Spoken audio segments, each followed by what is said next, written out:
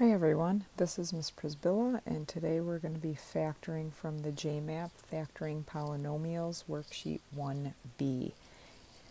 We have the product x squared plus 2x minus 15 that we're going to be factoring using the easy diamond. We're using the easy diamond because a in the standard form of a quadratic expression is equal to 1. That's also called the leading coefficient. So we are going to use the easy diamond method.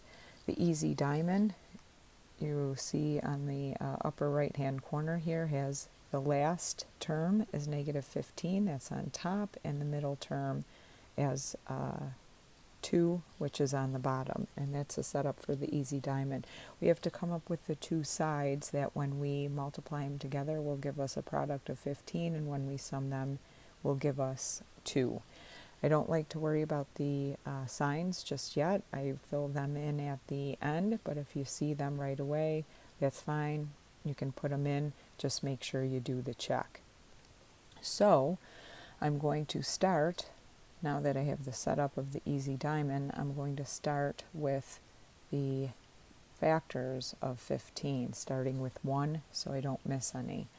1 times 15 will give me a product of 15. 2 does not divide evenly into 15. 3 does, 5 times. 4 does not, and 5 does 3 times. So once I repeat them, I know I have them all. Now I have to pick the pair that when I sum them will give me 2. 1 and 15, it doesn't matter what combination of signs, positive and negative, that you have, will never sum to a 2, but a 3 and 5 will. So that's going to be my sides. So when I multiply 3 times 5, I need to get a product of negative 15. And because that product is negative, I know I need a combination of positive and negative. I like to think of money to make it a little easier to come up with the signs. So on the bottom I have a sum of 2. That's a positive. So I know I needed to start with more money than I owe to come out with $2. So just as a quick check to make sure you have the right sides, because once we have the right sides, we are almost finished with our factors. So negative 3 times 5 is negative 15. Negative 3 plus 5 is 2. And remember, it doesn't matter what order you put this in. Both multiplication and addition are commutative.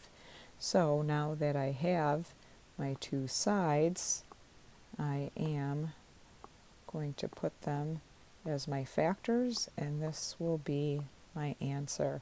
So when I multiply these two binomials together, I should come out with the product x squared plus 2x minus 15, which was our original problem. So just as a quick check, we are going to use the box method to make sure that we have the right factors. So this is a check. I'll do that in green.